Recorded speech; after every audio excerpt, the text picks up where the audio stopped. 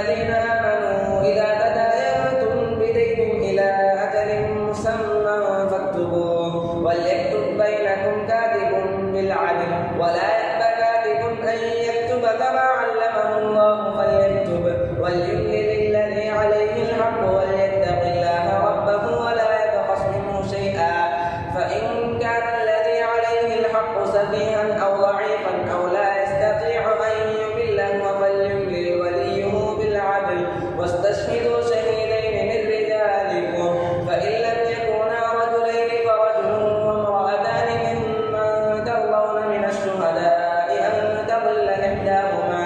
فتذكر إحداهما الأخرى ولا يأبى الشهداء إذا ما دعوا ولا تسأموا أن تكتبوا صغيرا أو كبيرا إلى أجله ذلكم أقسط عند الله وأقوم للشهادة وأدنى ألا ترتابوا إلا أن تكون